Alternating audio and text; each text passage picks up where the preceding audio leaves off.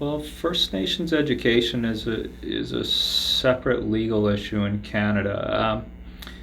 The First Nations relationships with the Canadian state, with the Crown, go back to treaty times, prior to Confederation. When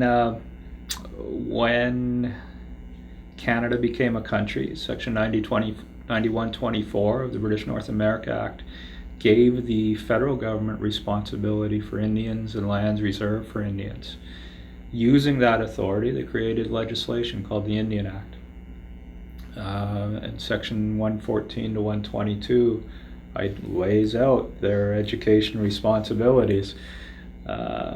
So going back even before Confederation, you have the implementation of a federal system of education for First Nations peoples.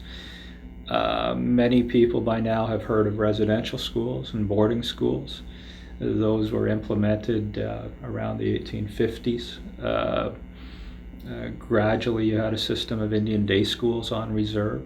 Those have evolved since around the 1950s into some of the schools we have now. There's been some evolution of thinking on the part of the federal government over the years, but I think it's fair to say we're still in a federal system of education. It's still governed by legislation created by the federal government. In fact, the very provisions that are there in the current Indian Act are unchanged since 1951. So we're working within a legal framework that's approaching 70 years. So it was created to meet a federal imperative of the time at the time of encouraging the integration of First Nations individuals into mainstream.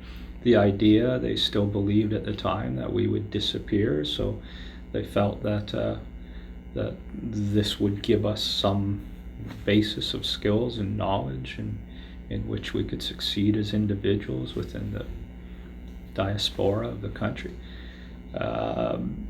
The policy and regulatory frameworks are all outdated. They continue to be defined by the federal government.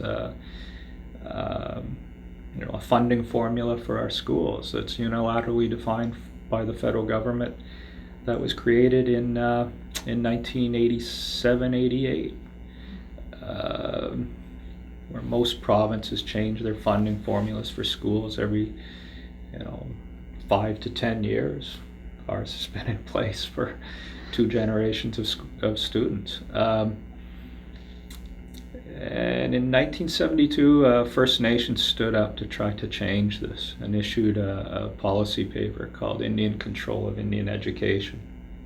Clearly a demand to end the social experiment that's been conducted for more than a century and a half. And we still stand by that today.